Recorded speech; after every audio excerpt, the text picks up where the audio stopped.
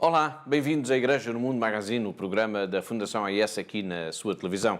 Sou o Paulo Adi e ao longo dos próximos 50 minutos vamos focar a nossa atenção na vida da Igreja Católica, especialmente em relação aos cristãos perseguidos, à Igreja que sofre. Moça, um jovem escravizado na Líbia, Saratu Zacaria, uma mulher cristã que procura desesperadamente os 4 filhos sequestrados na Nigéria pelo Boko Haram, ou a irmã franciscana Glória Cecília Argotti, raptada pelos jihadistas no Mali há 15 meses, são alguns dos protagonistas deste programa. Lágrimas e sorrisos lado a lado, dor e alegria, morte e esperança, isto é, a Fundação AIS. É bom saber que está aí desse lado todas as semanas, sempre a esta hora, sintonize-se connosco, sintonize com a ajuda à Igreja que sofre.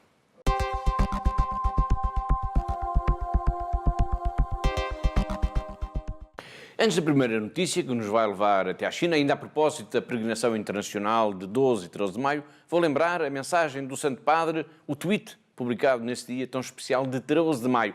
Foi uma mensagem dirigida também a nós que fazemos esta Igreja no Mundo Magazine, disse o Papa.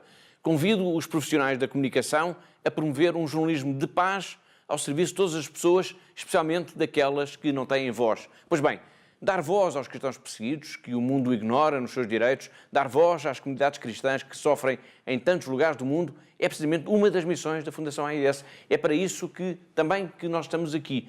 Dito isto, vamos então à primeira notícia. A questão das negociações entre o Vaticano e Pequim, que estão a decorrer entre os dois Estados, esteve em foco precisamente em Fátima, na peregrinação internacional de 12 e 13 de maio, que este ano, e pela primeira vez, foi presidida por um bispo chinês, o cardeal John Tong, bispo emérito de Hong Kong. No sábado, dia 12, no encontro com os jornalistas, em que também participou o bispo de Leiria Fátima, Dom John Tong disse esperar boas notícias ainda no corrente ano, fruto dessas negociações, o que poderá ser positivo para se ultrapassar a situação difícil que a Igreja Católica vive, Catarina, atualmente na China. De facto, o cardeal John Tong falou diretamente da situação que se vive, destas negociações que estão neste momento a decorrer entre o Vaticano e Pequim, e falou, como o Paulo referiu agora, desta situação difícil que os católicos vivem atualmente na China. Como esta é uma questão muito delicada, eu vou ler exatamente uma parte das declarações do bispo para nós ouvirmos. O cardeal, o governo chinês caminha para a criação de uma Igreja Nacional Autónoma através de uma associação patriótica, de sanções governamentais e leis religiosas. A autoridade estatal está a tentar atingir este objetivo através de medidas restritivas materializadas na vida social e eclesial, o que torna a vivência da fé ainda mais difícil, explicou o cardeal. No entanto, apesar deste cenário, o bispo emérito de Hong Kong revelou uma expectativa positiva sobre as negociações em curso e o futuro da Igreja Católica na China. Exatamente, e este otimismo que o cardeal nos transmitiu fundamenta-se na forte coragem que Deus dá aos muitos católicos chineses para defenderem a sua fé. E disse ainda acreditar firmemente que é o Espírito Santo que está a conduzir a Igreja neste diálogo e que o que faz que ele tenha esperança que haja um sucesso de facto nestas relações entre a Igreja da China, o Pequim e a Igreja. Muito bem. Sobre as negociações entre o Vaticano e Pequim, falou também Dom António Marto. Tendo ao seu lado Dom John Tong, o bispo de Leiria Fátima, afirmou que se trata de um assunto sensível. Os nossos colegas da Agência Eclésia gravaram as suas palavras. A nível eclesial, estamos a viver um momento delicado e esperançoso no diálogo entre a Igreja Católica, concretamente a Santa Sé, e a China.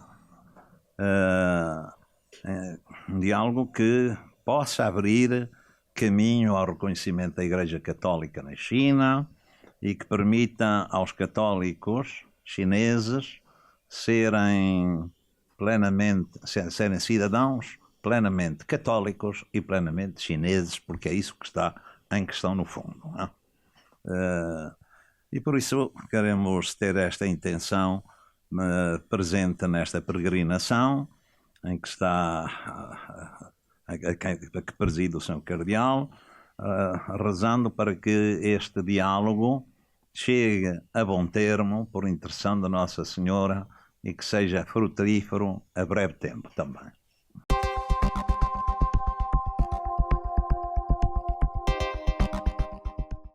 Se em Fátima, no Santuário de Fátima, se rezava pela China e pela paz no mundo, na Indonésia, ainda no domingo, dia 13, dezenas de pessoas foram mortas ou ficaram feridas em 3 ataques contra igrejas na cidade de Surabaya, a segunda maior cidade da Indonésia. 3 ataques, ao que tudo indica, Catarina, levados a cabo por membros de uma só família. Segundo os dados divulgados pelas autoridades, sim, Paulo. De facto, os 3 ataques ocorreram praticamente ao mesmo tempo, não é? Quase em simultâneo, e logo nessa altura as autoridades acharam que era qualquer coisa já de programado e de premeditado e de organizado de uma forma simultânea, não é? Portanto, com tudo muito meticulosamente. Horas depois, o próprio autoproclamado Estado Islâmico também reivindicou este ataque. E soube-se então na altura, e como o Paulo disse, que os bombistas de facto pertenciam todos à mesma família, incluindo 2 crianças e 2 jovens. A Indonésia é o maior país muçulmano do mundo e nos últimos anos tem-se registrado um aumento considerável da atividade terrorista. Poucas horas depois dos atentados terem ocorrido, o Papa Francisco mostrou-se particularmente próximo do povo da Indonésia, falando em grave ataque contra os locais de culto. Estou particularmente perto do querido povo da Indonésia, especialmente junto às comunidades cristãs da cidade de Surabaya, que foram duramente atingidos pelos ataques sérios aos locais de culto. Elevo a minha oração a todas as vítimas e seus parentes. Juntos invoquemos o Deus da paz para fazer cessar essas ações violentas. E no coração de todos que se encontre espaço, não sentimentos de ódio e violência, mas de reconciliação e fraternidade. Preghiamo em silêncio.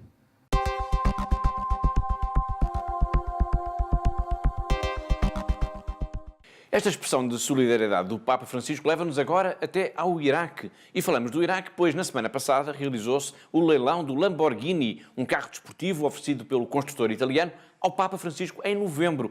O Papa aceitou o carro e até escreveu nele o seu nome, mas colocou uma condição. O carro teria de ser leiloado e o dinheiro que resultaria desse leilão seria distribuído por 4 organizações de caridade. Muito bem, e uma delas, Catarina, é a Fundação AIS. É verdade, Paulo, de facto a Fundação AIS é uma das instituições que ficou decidida desde a primeira hora que parte do dinheiro que reverteria desta venda deste carro seria revertido para esta instituição, para ajudar a Igreja que sofre, e ficou também decidido desde essa altura que este apoio iria totalmente para apoiar a reconstrução das casas dos cristãos na Península de Nínive, no Iraque.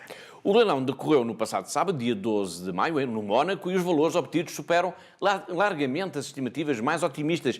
Calculava-se que seriam cerca de 350 mil euros e atingiu o dobro. É verdade, Paulo, foi o dobro o valor que é atingido neste leilão. Portanto, o Lamborghini Huracan, que foi oferecido então em novembro passado ao Santo Padre por esta marca tão prestigiada de automóveis italiana, e foi leiloado então agora pela Sotheby's por 715 mil euros.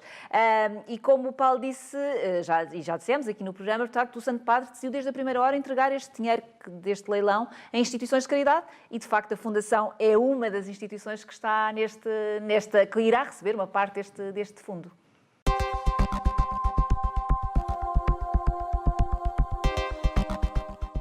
Papa Francisco e a proximidade e a simpatia que desde sempre tem encarado o trabalho da Fundação AIS. E por falar em Fundação AIS, dizer que decorreu em Lisboa, em Telheiras, na sede da instituição, a cerimónia de tomada de posse dos novos órgãos sociais da ajuda à Igreja que sofre.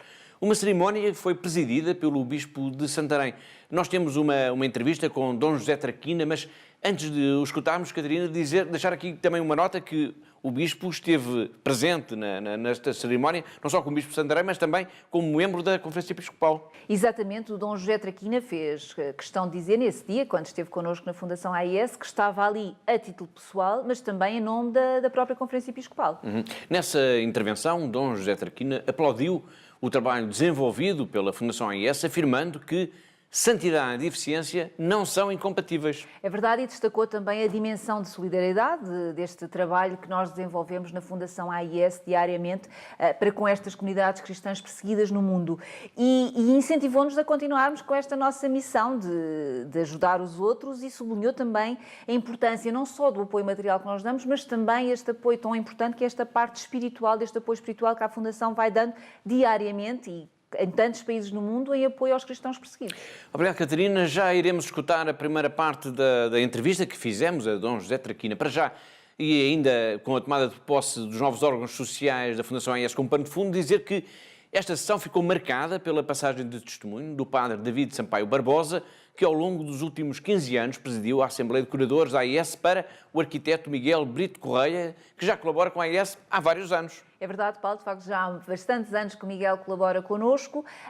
Ele, aliás, fez questão de referir isto na sua primeira intervenção. Então o Miguel Brito Correia lembrou que, de facto, a sua ligação com a instituição começou como voluntário já em 1995 e falou também que já esteve ligado em diversas ações com a AIS e também já colaborou no Conselho de Administração e também na Assembleia de Curadores. E a partir de agora, como o Paulo disse, é de facto o nosso novo presidente nacional da AIS e é ele também que representa a nível internacional a Fundação AIS. Miguel Brito Correia, que na primeira entrevista à Igreja no Mundo Magazine destacou a visibilidade que a Fundação AIS já conquistou junto da sociedade portuguesa. A impressão que tenho é que, ao longo dos anos, o trabalho que foi desenvolvido deu credibilidade à Fundação AIS. E deu visibilidade também. Portanto, hoje em dia, muitas pessoas conhecem a Ajuda à Igreja que Sofre. E é uma instituição em quem confiam. E cada vez mais também ao nível da Conferência Episcopal Portuguesa, eu diria que os bispos reconhecem este trabalho e reconhecem a importância que o trabalho de angariação de fundos, o trabalho de oração e o trabalho de comunicação feito pela Fundação AIS ajuda efetivamente os cristãos que estão em dificuldade noutros países. E, portanto, eu acho que hoje a imagem da Fundação é uma boa imagem. Portanto, é uma enorme alegria podermos juntar a esta, de uma forma mais próxima ainda, juntar-me a esta equipa que tem estado a funcionar tão bem.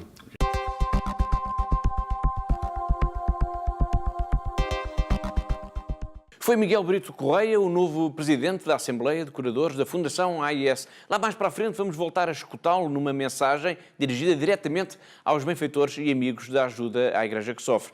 Como dissemos há pouco, temos uma entrevista com Dom José Traquina, logo após a cerimónia de tomada de posse dos novos órgãos sociais da Fundação AIS. A entrevista é longa, pelo que vamos escutar agora apenas a primeira parte. Na primeira questão, que quisemos saber como é que o Bispo de Santarém, que é também Presidente da Comissão Episcopal da Pastoral Social e Mobilidade Humana, como é que ele vê o trabalho desenvolvido em Portugal pela Fundação AIS. Vamos agora conferir a sua resposta.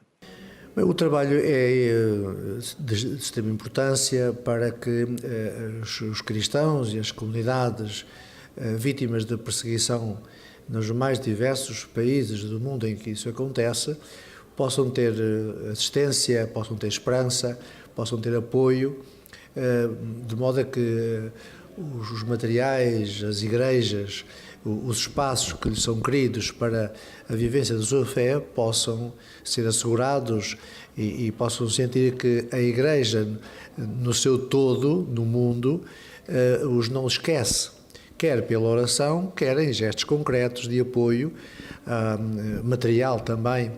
E, portanto, esta fundação presta um belíssimo serviço, promovendo sensibilidade nos países onde há paz, onde existe possibilidade desta sensibilidade e partilha, gerando informação, rezando, promovendo a oração, mas também promovendo informação para que muitos cristãos e muitas comunidades tenham conhecimento, tenham consciência do mau momento que muitos cristãos no mundo passam.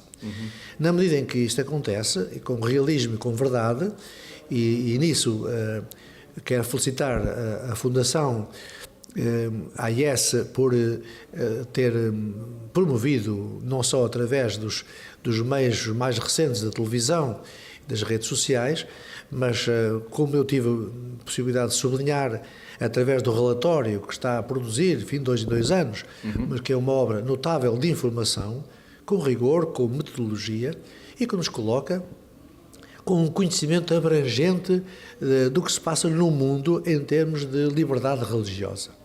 E hoje este assunto é uma questão humana, que os povos, que os governantes, que os países têm de ter em conta, que é, não há liberdade no mundo se não for consagrada, se não houver liberdade religiosa. E, portanto, é um direito que os povos têm. Nesse sentido, é um trabalho também muito bom que a Fundação faz, dando aos portugueses este conhecimento e exortando, naturalmente, à partilha. Eu fico contente por saber dos bons resultados e dos êxitos que têm acontecido por parte desta Fundação em Portugal, pelo apoio que tem dado a muitas comunidades em muitas situações no mundo.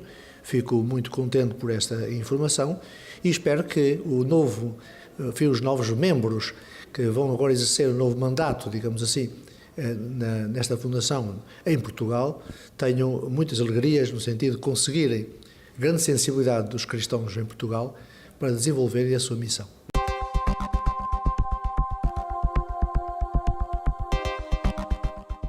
Tal como o Bispo de Santarém, que acabámos de ver, também o Presidente da Comissão dos Assuntos Constitucionais, Direitos, Liberdades e Garantias da Assembleia da República deu recentemente uma entrevista ao nosso programa. Depois de ter afirmado o compromisso dos deputados portugueses a levarem a questão da liberdade religiosa e da perseguição aos cristãos a outros fóruns internacionais, Bacelar Vasconcelos, como vamos escutar já de seguida, afirma que, nesses futuros encontros, um dos documentos que o vai acompanhar sempre é o relatório da Fundação AIS. Sim, portanto, quer junto da Assembleia Parlamentar do Mediterrâneo, da nossa representação parlamentar da OSCE, mas não apenas nas instituições internacionais ou nestes níveis de cooperação interparlamentar, mas também em diálogo direto com instituições e representantes daqueles que nesses locais nos interessa um apelo de solidariedade. Uhum. E também aí presumo que o documento da Fundação AIS estará apresentado, digamos, como um elemento-chave no elencar destas questões, não é? Como comecei justamente por lhe dizer, a Igreja que sofre desenvolve um trabalho ímpar, não sectário, não, digamos assim, estritamente confessional, da dignidade humana e da atenção, por vezes, pouco valorizada à situação dos cristãos em muitas partes do planeta. Portanto, o relatório, o trabalho que desenvolvem e que vão continuar a desenvolver, será sempre para nós um apoio indispensável para ponderarmos intervenções, reclamarmos solidariedades e procurar pôr cobro ou travar as perseguições de que tomamos conhecimento.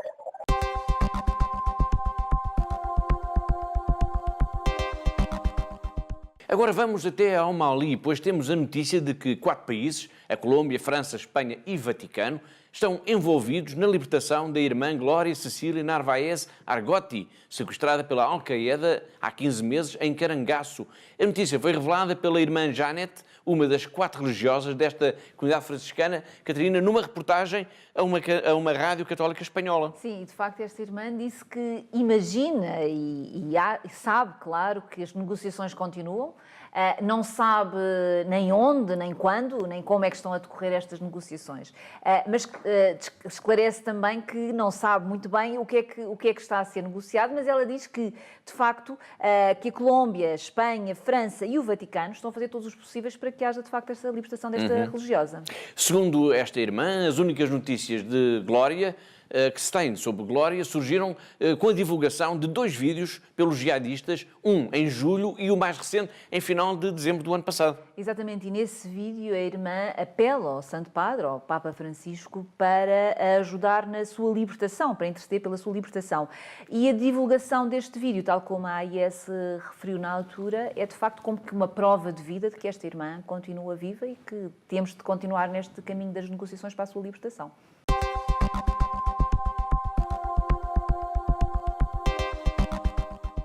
Do sequestro de uma irmã franciscana no Mali, vamos agora para a Nigéria. Vamos ao encontro de uma mulher, Saratu Zakaria, que procura desesperadamente os 4 filhos, raptados pelo Boko Haram há mais de um ano. Um trabalho dos nossos colegas da Voz da Alemanha. Esta mãe procura os 4 filhos, Naomi, Gotia, Ramatu e Ibrahim. São os filhos de Saratu Zakaria. Têm entre 7 e 14 anos de idade. Saratu procura no registro do campo de refugiados de Yola, no nordeste da Nigéria. Ninguém sabe onde estão as 4 crianças, mas Saratu não perde a esperança. Se ainda estão vivos, Deus providenciará um reencontro. Se estão mortos, vou reencontrá-los no céu. Mas rogo a Deus que me dê força para encontrar as minhas crianças com vida. Saratu Zakaria já procurou os filhos em várias zonas da Nigéria. Ela visitou 14 campos de refugiados na Nigéria e nos Camarões desde que as crianças foram raptadas há mais de um ano.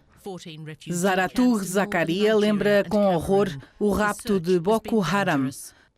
Saratu foi sequestrada com os filhos, mas depois separaram-na das crianças. Assassinaram alguns homens à nossa frente. Mais tarde, disseram que não pouparam a vida de nenhum homem. Disseram que nos matavam se não nos convertêssemos ao Islão. Disseram que o cristianismo era uma religião de mentiras de brancos. Saratu não abandonou a sua religião. Hoje é apoiada pela sua própria paróquia. Saratu não desiste. Voltará a viajar à procura dos filhos.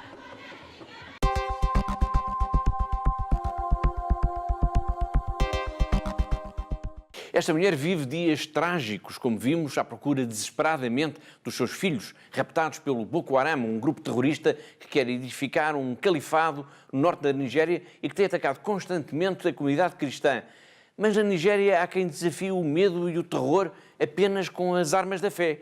Começamos o nosso programa em Fátima e vamos continuar por Fátima, apesar de irmos agora até à Nigéria. Eu explico. No mundo há centenas de igrejas, paróquias e congregações inspiradas na mensagem de Fátima. E na Nigéria, as irmãs de Nossa Senhora de Fátima procuram oferecer uma vida menos dura às populações locais e fazem-no apesar dos atentados terroristas e das ameaças de morte. Esta é a história da semana que a Pilar Rocha nos vai contar já de seguida. São as irmãs de Nossa Senhora de Fátima. Quem diria que há precisamente 101 anos, ali, algures quase no meio do mato, na Nigéria, seria possível encontrar um grupo de mulheres consagradas a Deus e inspiradas na mensagem de Nossa Senhora aos 3 pastorinhos. É uma comunidade muito especial. São poucas as irmãs, mas fazem muito. Uma delas, a Madre Superiora, a irmã Florence Golem, sabe que a presença da congregação ali, no norte da Nigéria, é vital para a população que tem sido tão fustigada nos últimos anos por um dos mais brutais grupos terroristas do planeta, o Boko Haram. Estas irmãs são, de facto, uma semente de paz numa zona marcada pela violência. Todos os dias, elas partem para as aldeias situadas em redor da casa onde vivem e que é o centro da comunidade. Vão ajudar as populações a enfrentar o trabalho difícil, por vezes quase impossível, do campo. São irmãs, mas podiam ser até uma das brigadas do Ministério da Agricultura. O que as irmãs ensinam é simples. Em bidões azuis, colocam camadas de pedra, carvão, areia grossa e areia fina.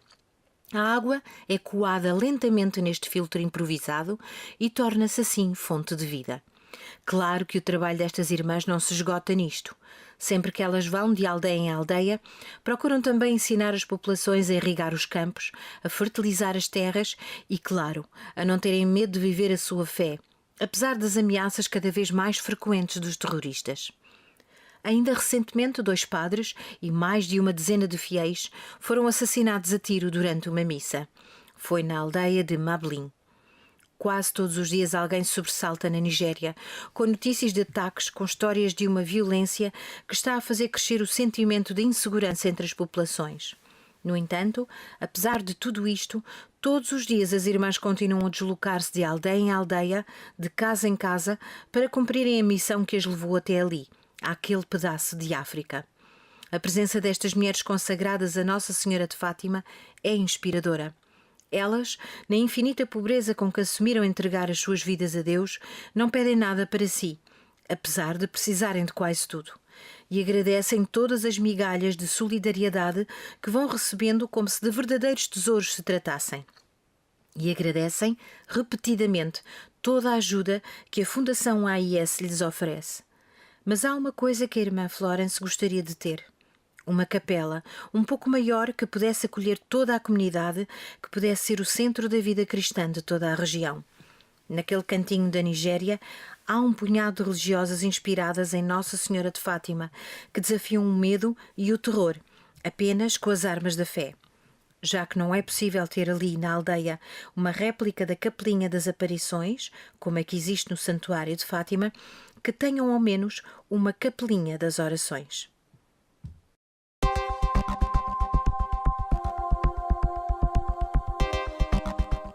Da Nigéria, onde nos cruzamos com uma história terrível e uma outra de coragem e de esperança, vamos agora até à Síria. Vamos para Cara, para o mosteiro de São Tiago Mutilado, onde vive a irmã Miri. Que história nos vai contar hoje esta jovem religiosa portuguesa? Bom, há umas semanas a região de Damasco esteve mergulhada em violentos combates, especialmente em Doma. Pois bem, enquanto esta zona esteve controlada pelos chamados grupos rebeldes, falava-se na Síria de que estariam por lá talvez umas 5 mil pessoas raptadas, 5 mil pessoas sequestradas. Havia a esperança de estarem bem, de pelo menos estarem vivas.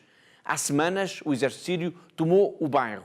Será que encontraram essas 5 mil pessoas? Uma das coisas que mais se ansiava na libertação do subúrbio oeste de Damasco era especialmente a libertação das pessoas raptadas. Supunha-se que tinham cerca de 5 mil pessoas raptadas na ruta, mas quando libertaram tudo, afinal 200 foram libertadas. Quer dizer que durante a guerra todo o resto, quer dizer, mais de 4 mil pessoas ou morreram ou mataram-nas, pura e simplesmente. E muitos dos familiares ficaram completamente coração quebrado de ter tido a esperança de voltar a vê-los e não saíram de lá, quer dizer, já não estavam lá, já estavam mortos.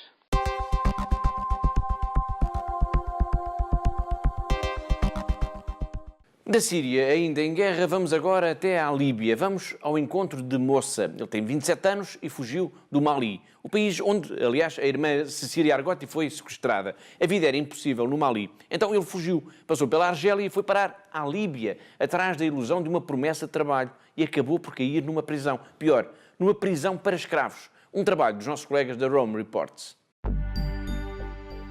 Muitos conhecem o drama dos refugiados, mas poucos se detêm a pensar nas histórias que se escondem por trás de cada uma das pessoas dispostas a fazer qualquer coisa para salvar a sua vida. A Líbia transformou-se num mercado de escravos. Ali, a tortura e a violação de direitos humanos são o pão nosso de cada dia. Um buraco negro sem saída que prende aqueles que fogem sem um destino certo e cujo desespero os traficantes não tardam em descobrir. Moça tem 27 anos e fugiu de Mali para poder sobreviver. A sua primeira paragem foi na Argélia, onde deambulava e dormia na rua até que alguém lhe ofereceu ajuda e um trabalho na Líbia. No dia em que pedi o meu ordenado, foi quando me dei conta de que era um escravo.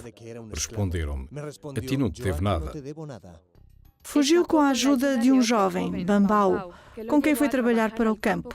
Certa noite ia pela rua e 2 homens que diziam ser polícias interceptaram-nos. Não tinham documentos, por isso levaram-nos para a prisão.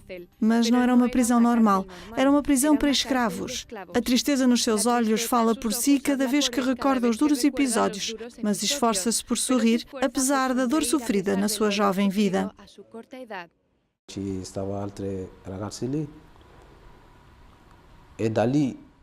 Havia ali outros rapazes. Batiam-nos e submetiam-nos a todo o tipo de torturas enquanto nos filmavam. Pediam-nos que telefonássemos às nossas famílias para nos mandarem dinheiro e se eles não concordassem era pior, porque nos batiam mais. Alguns morreram à minha frente. Os pais de Mossa tinham morrido há uns anos e a infelicidade de não ter ninguém a quem telefonar foi precisamente o que lhe salvou a vida. Depois de muito tempo, deram-se conta de que eu não lhes servia para nada, porque ninguém lhes poderia mandar dinheiro. Havia uns que telefonavam aos seus familiares e eles mandavam-lhes dinheiro, mas de mim nunca puderam receber nada. Atiraram-me para a rua para terem lugar para outra pessoa. Não eram polícias, eram traficantes. Quando o libertaram, não queria acreditar. Tinha de fugir da Líbia. Um mês depois, meteu-se num barco de borracha com mais de 150 pessoas e, após 3 dias e 3 noites de inferno no mar, foi resgatado e levado para Sicília. Pouco tempo depois foi para Roma à procura de ajuda. Foi assim que encontrou o Centro Astali, uma instituição dos jesuítas que ajuda migrantes e refugiados. Todos os anos ajudam 21.000 pessoas em Roma, onde lhes oferecem todo o apoio para que recuperem a sua dignidade, confiança e sonhos. Tenho de dar graças a Deus. É quem mais me tem dado força depois de tudo o que passei. É verdade que passei por muitas dificuldades, mas há pessoas que estão muito pior que eu, que continuam escravizadas. O que é que elas dizem? Penso nelas e elas dão-me força para continuar. A vida é dura, mas temos de continuar a lutar. O centro deu-lhe a oportunidade de ter aulas de italiano e de culinária. Ele gostaria muito de ser um grande chefe e acaba de fazer provas para trabalhar num restaurante. Embora assegure que o que faria mais feliz seria poder voltar a estudar direito para defender outras pessoas, porque ele, mais do que ninguém, sabe o que é ter sido privado de todos os seus direitos.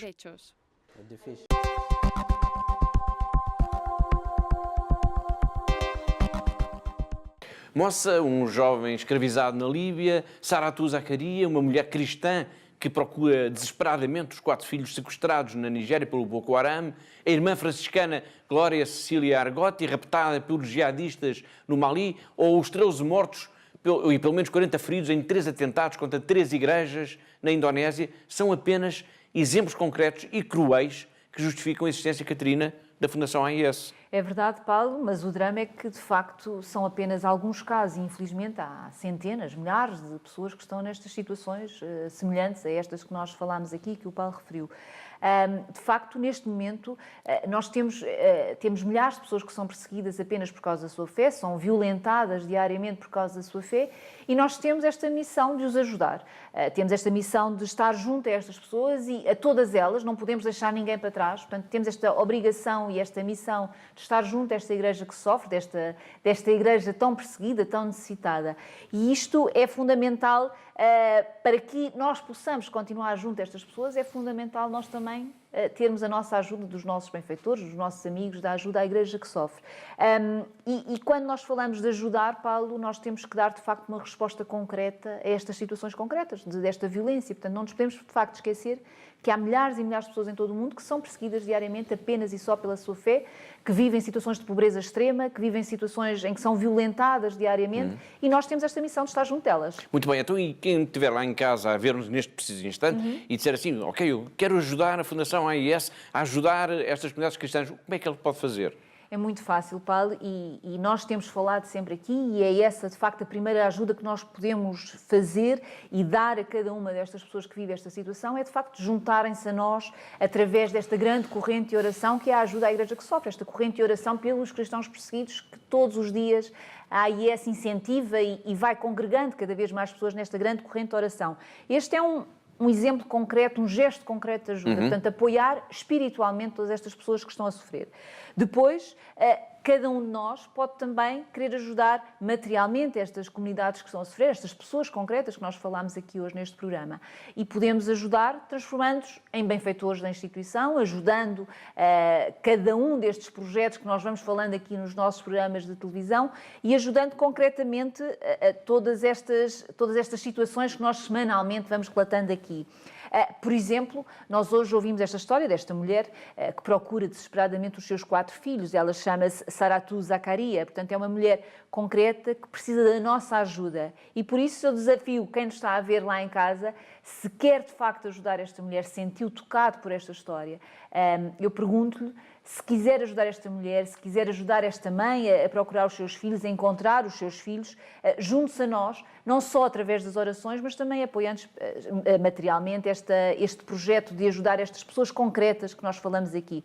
E por isso lanço este desafio de nos ligarem, de pedirem mais informações sobre a AIE, sobre os nossos projetos em curso, portanto ligarem-nos para o nosso telefone, irem ao nosso site, ver como podem ajudar e como podem de facto, efetivamente, fazer a diferença no dia-a-dia de milhões de pessoas no mundo.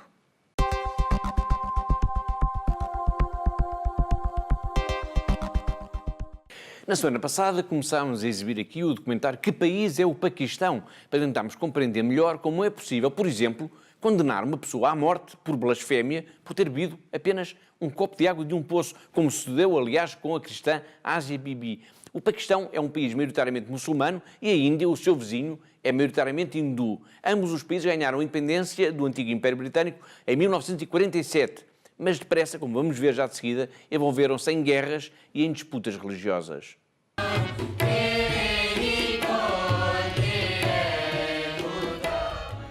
O diálogo com a Índia continua a ser um sério desafio para a liderança do Paquistão. A disputa de Caxemira, não resolvida desde a partição, já resultou em 2 conflitos armados. A Terceira Guerra terminou em 1971 com a independência do Paquistão Oriental, atual Bangladesh. Caxemira continua a sofrer escaramuças na fronteira e ambos os países possuem armas nucleares.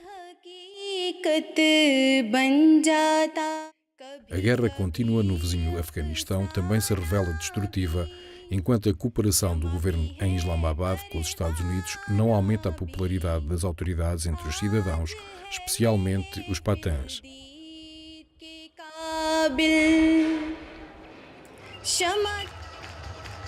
95% dos paquistaneses são muçulmanos, dos quais 75% são sunitas e 20% são xiitas.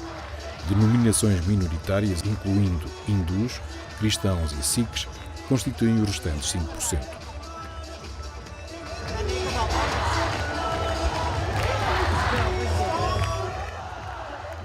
Muhammad al-Jinnah, o fundador do Paquistão, era um advogado formado em Inglaterra e não especialmente religioso.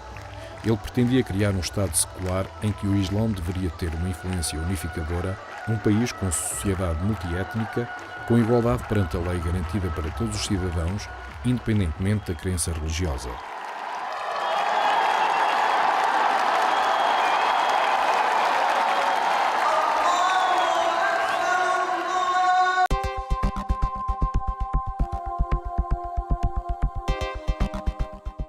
Estamos a chegar ao fim do nosso programa e daqui a pouco vamos fazer uma ligação até à redação da revista O Meu Papa para sabermos as novidades deste projeto editorial focado quase exclusivamente no Papa Francisco. Para já vamos espreitar as mensagens que o Santo Padre nos enviou ao longo desta semana através da internet.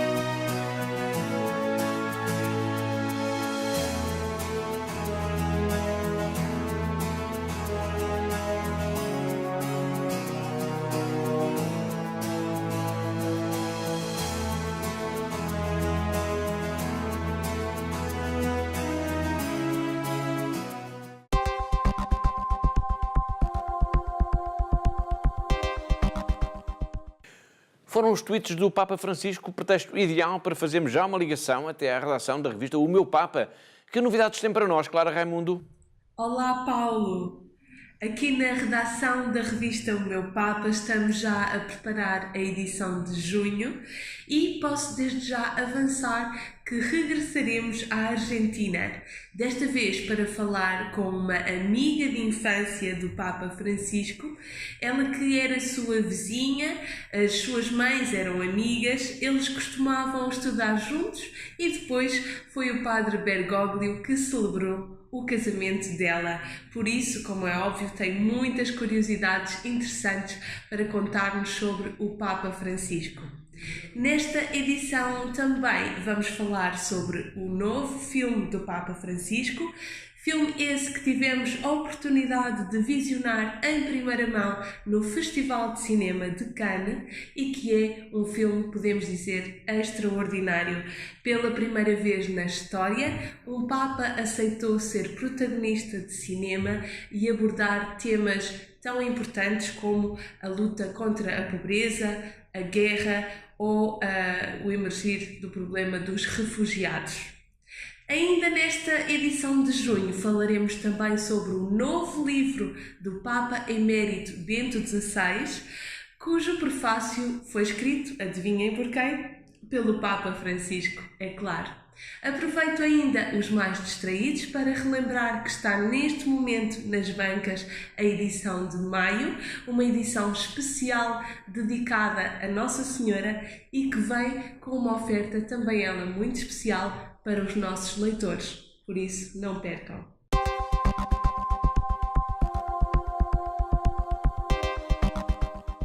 Obrigado, Clara, e até para a semana. Agora é tempo do Bible Challenge, o desafio da Bíblia.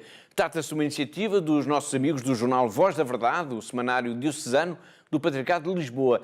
Na semana passada, o cantor João Só passou o testemunho ao músico Gonçalo Pratas. Vamos agora escutar a sua mensagem, que é centrada no tema da caridade.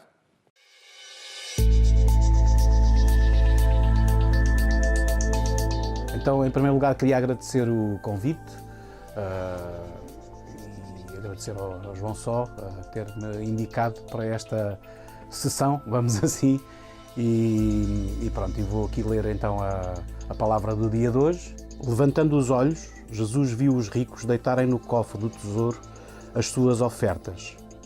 Viu também uma viúva pobre deitar lá 2 moedinhas e disse: em verdade vos digo que esta viúva pobre deitou mais do que todos os outros, pois eles deitaram no tesouro do que lhes sobejava, enquanto ela, da sua indigência, deitou tudo o que tinha para viver. Ora bem, isto é um tema que para mim não é um tema fácil, o tema da caridade. Eu penso que já era um tema polémico e político no tempo de Jesus e continua a ser nos dias de hoje. E eu penso que essa questão tem a ver com a questão da materialização da caridade, ou seja, a materialização através dos objetos, através do dinheiro. E eu penso que o mais difícil de tudo é fazer o bem, ou seja, dar amor, sem a mediação material. E muitas das vezes eu penso, depois de ter refletido sobre isto, talvez isto até transforme a minha maneira de olhar para a palavra, a caridade, e se calhar que eu me melhore, de alguma maneira, a dar do meu tempo e dedicar atenção, tempo e atenção ao outro. Isso passa por ser um exercício de empatia e passa por ser um exercício de atenção, de qualidade e presença, porque em termos práticos, Deus é amor, é presença e, portanto, se isto me ajudou de alguma forma a desbloquear este problema que tinha com a caridade, eu penso que aqui consegui encontrar estas chaves para me melhorar e com isso também melhorar os outros. Muito obrigado. E já agora lanço aqui o desafio à Inês Poeiras, que é uma malandrice, para ela dar continuidade a esta corrente que se está a gerar. Obrigado.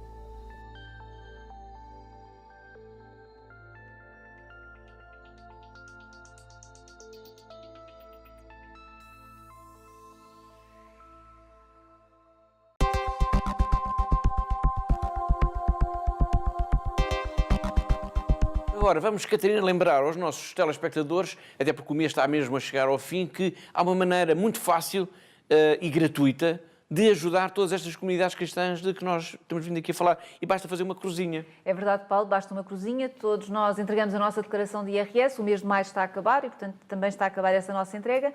E a forma simples e gratuita de ajudar a AIS é, de facto, colocando uma cruz na nossa declaração de IRS, colocando os dados da AIS. Já sabe, se quiser ajuda, se precisar de ajuda, entre em contacto connosco. E não se esqueça, o importante, de facto, é ajudar todas estas comunidades cristãs que estão a ser perseguidas. E não se esqueça do desafio que lancei há pouco. Vamos ajudar aquela mãe que está desesperadamente à procura dos seus 4 filhos que foram sequestrados pelo Boko Haram na Nigéria. Não se esqueça, pense nisso, eu conto consigo. Depois deste alerta e deste desafio que a Catarina acabou de nos deixar, vamos a uma breve nota agora ainda sobre a delegação da Fundação AIS, que vai reabrir, Catarina, em Évora. É verdade, Paulo, de facto o Convento de Santa Clara vai voltar a abrir as suas portas depois de algum tempo, portanto em Évora, não é? O Convento de Santa Clara em Évora, depois de algum tempo fechado para reorganização local e dos voluntários que estavam connosco neste convento. Portanto, voltamos a abrir as portas e, portanto, e desde já quem nos está a ver lá em casa e que seja de Évora ou que vá até Évora, convido-vos a verem nossa exposição sobre os cristãos perseguidos, tomarem conhecimento das situações mais graves que existem no mundo atualmente. É com muito gosto que vos receberemos lá e que vos acolheremos e que vos damos desde já as boas-vindas. Apareçam. Obrigado, Catarina, e com esta boa notícia da reabertura da delegação da Fundação AIS em Évora, no Convento de Santa Clara, chegamos ao fim de mais um Igreja no Mundo Magazine, o programa da Fundação AIS aqui na sua televisão. Em nome de toda a equipa que pensou, que produziu e que levou até si este programa, despeço-me com amizade. Até à próxima semana, até ao próximo Igreja no Mundo Magazine, se Deus quiser.